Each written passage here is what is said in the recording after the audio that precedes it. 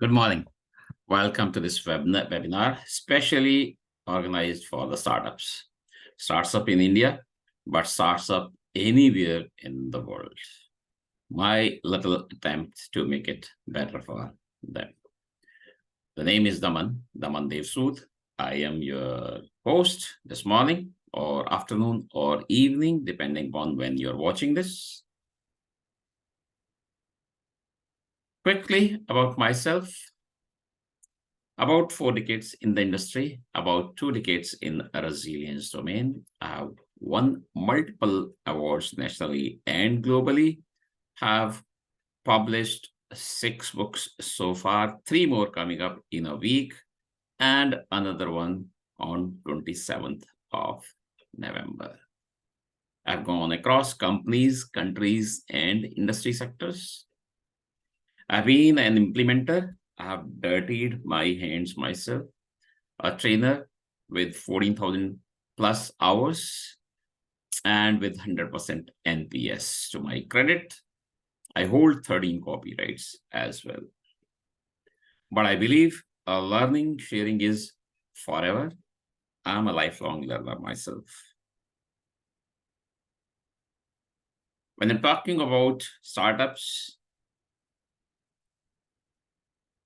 it is said the babies should be treated in a different way. The newborn babies. And the startups are newborn babies. They should also be treated in the same way. I picked up this from this book called Tough Times Never Last, but Tough People Do. And startups would have struggled, even corporates, big corporates, even after 100 years of journey, they have challenges. Startups will have extra challenges perhaps, and a little less resources to their disposal. This book is good actually for them to make them resilient, which is my attempt also. So what I'm saying is treat startups also like newborn babies. Just like the ideas. How do you treat ideas? Treat ideas like newborn babies. Treat ideas like newborn babies. Treat them tenderly. They can get killed pretty quickly. Treat them gently. They can be bruised in infancy. Treat them respectfully. They could be the most valuable things that ever came into your life. Treat them protectively. Don't let them get away. Treat them nutritionally. Feed them and feed them well. This is what my attempt also is. I'm feeding the startups. Treat them antiseptically. Don't let them get infected with the germs of negative thoughts. Treat them responsibly. Respond, do something with them. Do something with newborn babies. Do something with new ideas. Do something with the startups also. The topic is resiliency. Hence, I'll go deep into this, but again, it's just 45 minutes I'm looking at. So it will be fast also. It's just a glimpse. A new concept, the house of resiliency, my house of resiliency. That is about 11 components: incident management, emergency management, employee health and safety, crisis management, IT disaster recovery, risk management, business continuity management, crisis communication, physical security, information security, and cyber security.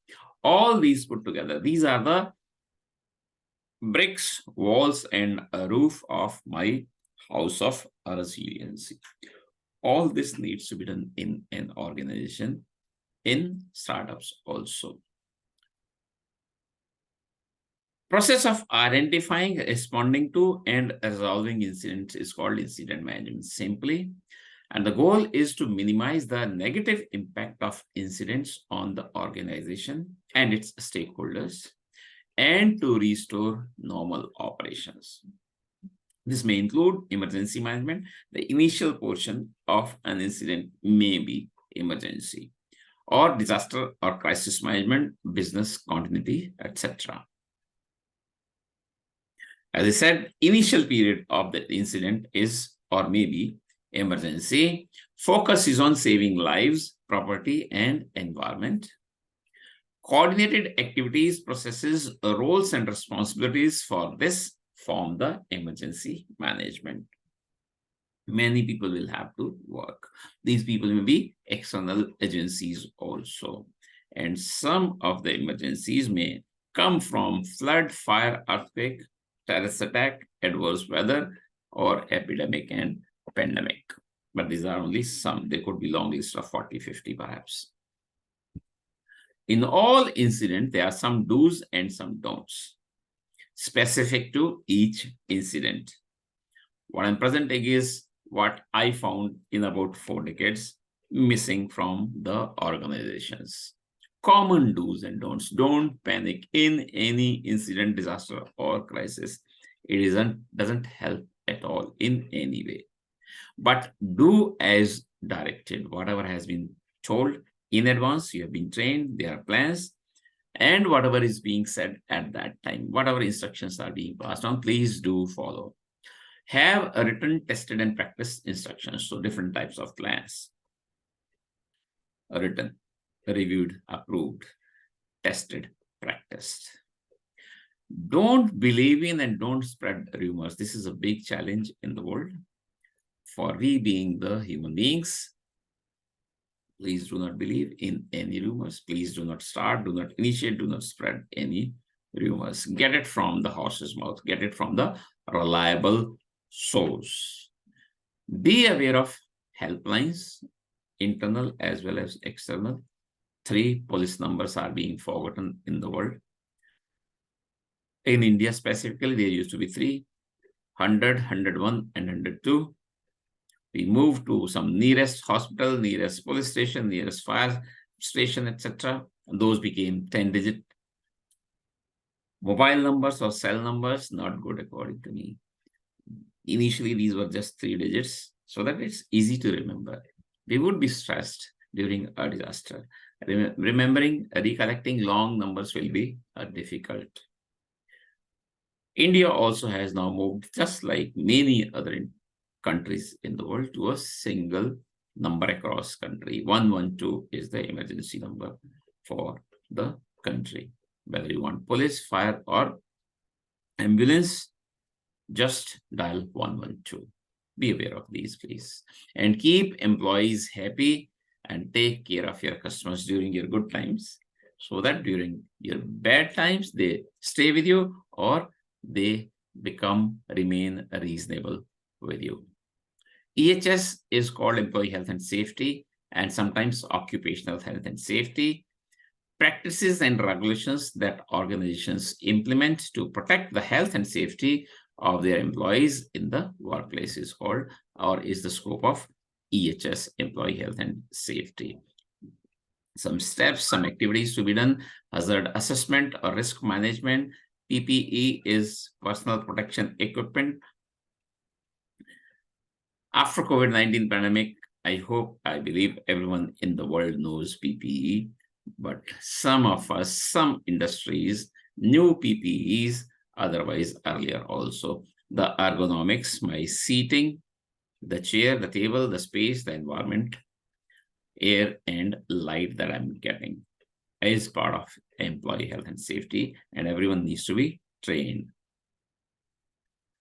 An abnormal and unstable situation that threatens or can threaten the organization's strategic objectives, reputation, or viability is known as a crisis. And it's a natural progression. An event takes place, story will always start from an event or incident. Initial portion is emergency and it may become disaster. It is said that a disaster not managed well can become a crisis or will become a crisis. Specifically to IT portion, this term DR is used loosely, so let's be clear about it. DR is disaster recovery. Disasters can be of many types, including IT also, but IT is not the only disaster. So when we say DR, it includes all. Specifically, Let's be clear, we are talking of IT, then we will say ITDR. Systematic and comprehensive approach to ensure continued availability of IT, which includes data, hardware, software, systems, services, devices, and other components. This is known as, or is the scope of IT disaster recovery. In short, we say ITDR. And it's integral part of business continuity management. What is business continuity management? We are going to see in a moment. Effect of uncertainty on objectives is called a risk. And risk management is collection or process of assort coordinated activities to direct and control an organization with regard to risk. Just like any other domain in the organization or management system, even in risk management, multiple people will be working. Everyone is to be involved because everyone is responsible. Capability of an organization to continue the delivery of products and services within acceptable time frames at predefined capacity during a disruption is called business continuity. So what is business continuity management? It is holistic management process that identifies potential threats to an organization and the impacts to business operations that those threats, if realized, might cause, and which provides a framework for building organizational resilience with the capability for an effective response that safeguards the interest of its key stakeholders, reputation, brand, and value-creating activities. In simplest terms, business continuity or business continuity management could be called creating alternatives.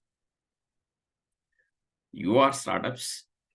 This session is focused on startups, addressing startups, but the concepts are common, same for all. You are providing some products and services to your customers. You will need some resources.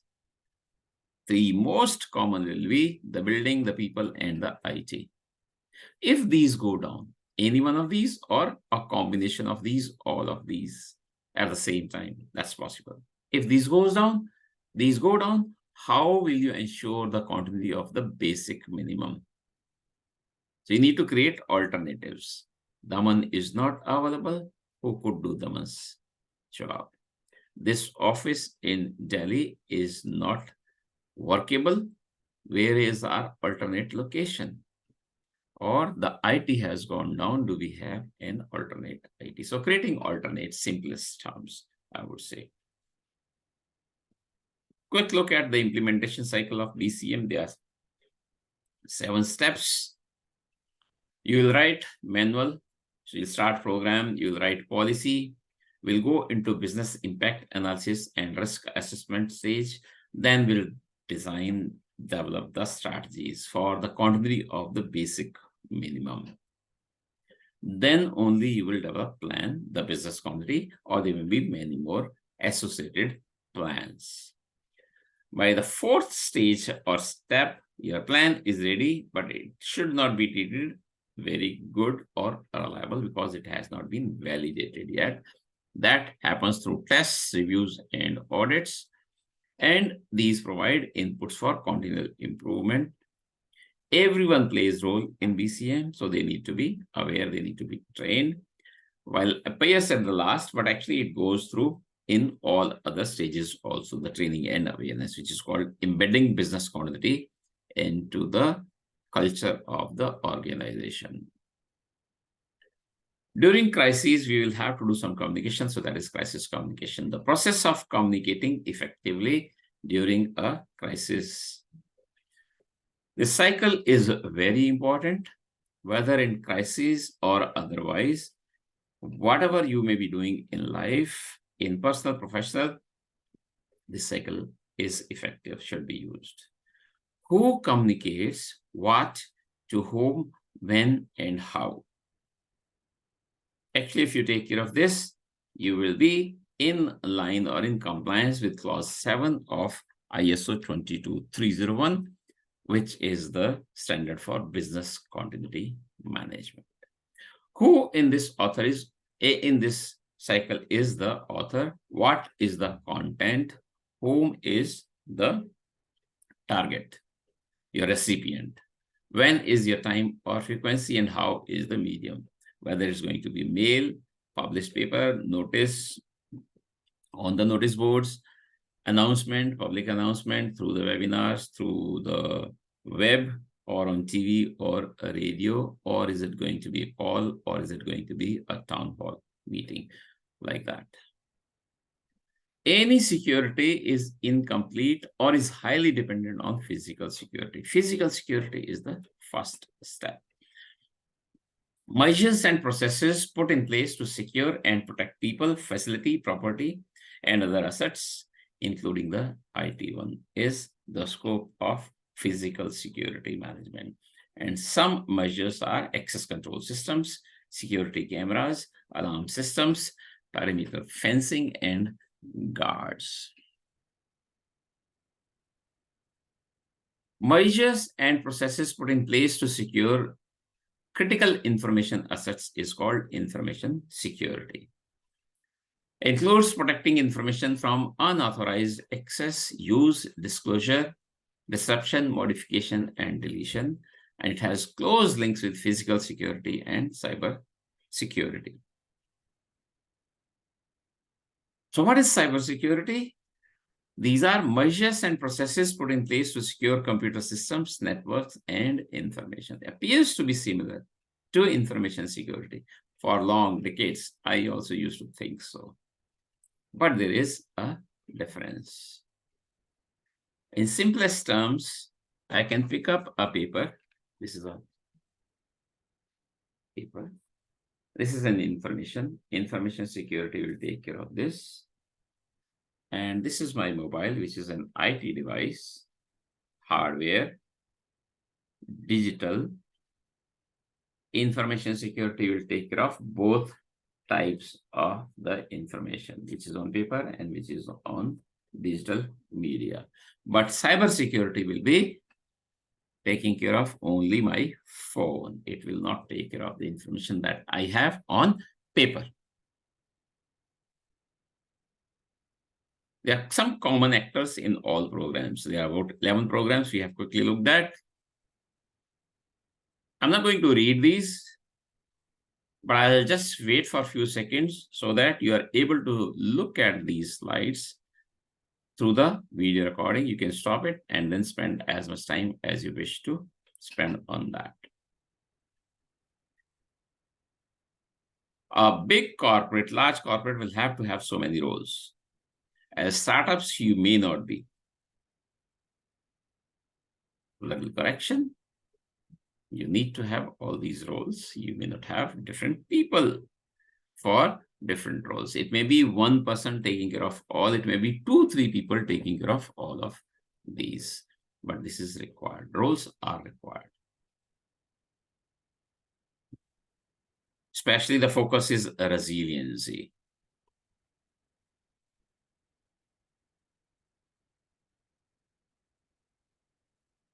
Spokesperson is a very important role. Most organizations, in my experience, have been an auditor also, having gone across companies, countries, and industries. Spokesperson is not known. Common sense will tell that, yeah, the one I should not speak to the press, but who would speak? Or if I'm a reporter approaching you, asking you, please let me know who will answer my questions. You cannot say, I do not know. But that is a fact many times. For you all, the startups, I've created my 3-point formula also. How can you differentiate yourself from the big ones? How can you say you have more value to your customers compared to the big ones who are your competitors also? So 3-point formula, I'm saying be approachable because you're small. Make it easy for the clients to reach you. Increase efficiencies in this interaction with your customers. Be flexible also. The large ones, they have existed for decades, may have become rigid. So you as a startup, offer flexibility, please. And third one I'm saying is be affordable. The large corporates have many overheads which you do not have yet because you're a startup. So be affordable also. If I say a little about all these 3 points, so this 3-point formula, when I say be approachable, check your processes. An endless IVR. Keep going, keep press 7, press 8, 9, 0. Oh, by the time I forgot what was number 1, 2, 3, or even perhaps what did I ring for. So such IVRs are not good. You're not approachable then. Improve upon these, please. If you have an info ID, contact us ID. The response not going within 24 hours is not good. You are not a resilient company then. Or if a feedback, a complaint is not considered for improvements, all of these are waste. Be approachable, please. Be flexible. It may be time with respect to time, payment terms, changes, or other legitimate deviations from the said. The existed ones, the big ones, big corporates, have got very rigid processes because they have processes. As a startup, you may not have a process yet, you may have practice only. So you can be more flexible. While having processes, written down processes is beneficial, there is no doubt about it. Slowly, you should start looking into that also. And third point was be affordable. As a small business, you have fewer overheads and may be able to offer the same product and services at lower cost, or same cost but additional benefits, whichever way you wish to pay it. But please be approachable, be flexible, and be affordable with respect to your giant competitors. This is how you will be offering value to your customers. Then you will be a resilient company. A big challenge is, even for the big corporates, there are so many systems in the company. Quality management system, environment management system, energy management system, information security management system, business continuity management system, and many more. How do you spend so much time, money, and effort? And then this goes slow, which becomes a risk. So I have attempted for startups an integrated resiliency policy, which is my offer to you all to be taken home. Quickly, I'm just going to show the content or table of content before that. So a policy statement, any policy document should have a policy statement, linking your vision, mission, values with this. So scope of the policy, general activities, general outputs, communicating the policy, and responsibilities. Putting policy into place, reviewing the policy, and resiliency management structure. This is how it is built. Quickly, I'll just show you. Introduction, policy statement,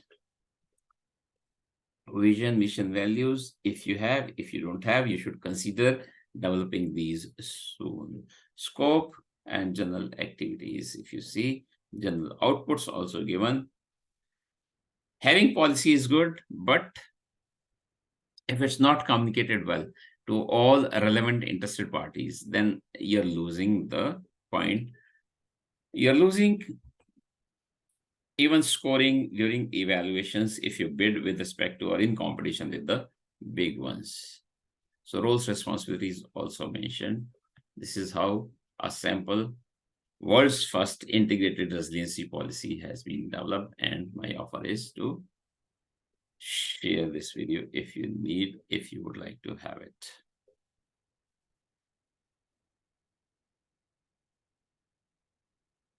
I would like to know from you, were these discussions useful? You can write email to me in the chat box.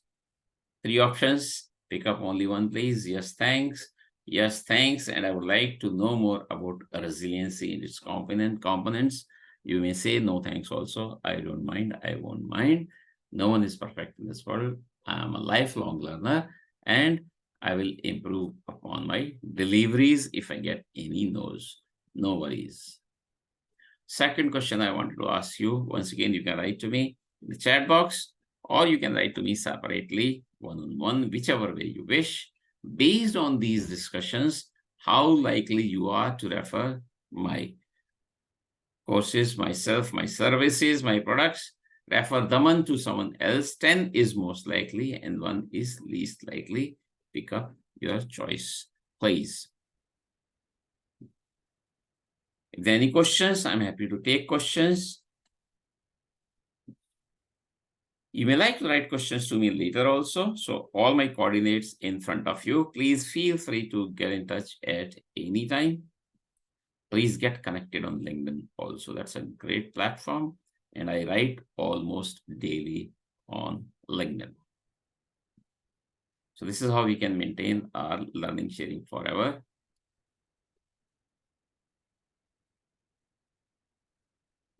Waiting for a minute if there are any questions.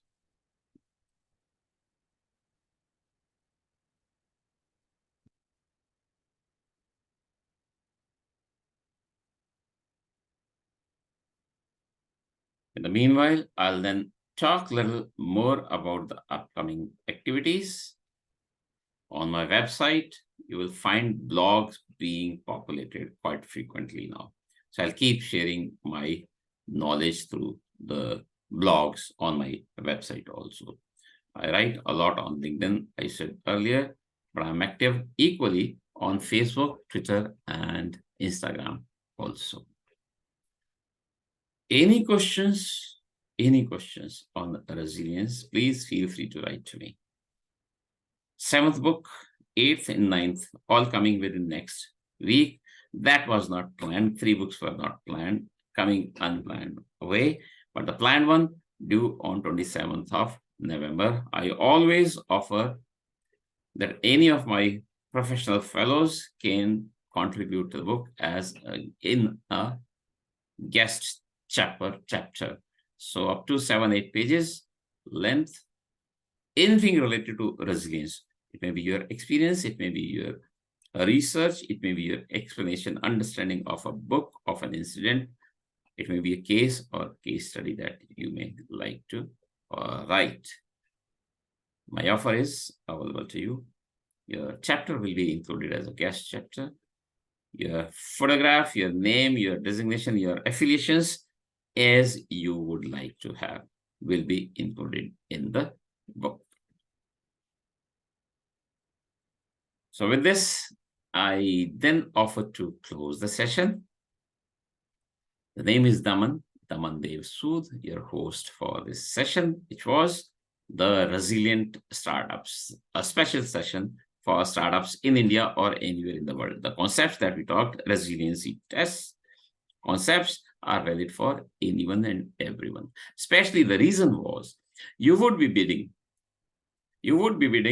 for new business and you would be competing with the existing ones. In bids, RFPs, clients are openly asking questions about resiliency, different components, 11 components that we have seen. So you will not be zero with this, that you have gone through this, you know this, you understand this. Slowly you are building up. Show that plan to them along with the integrated resiliency policy, which will be shared to all those who have participated or who get in touch with me with a request to have it. Thank you very much. I hope to see you again in my next session.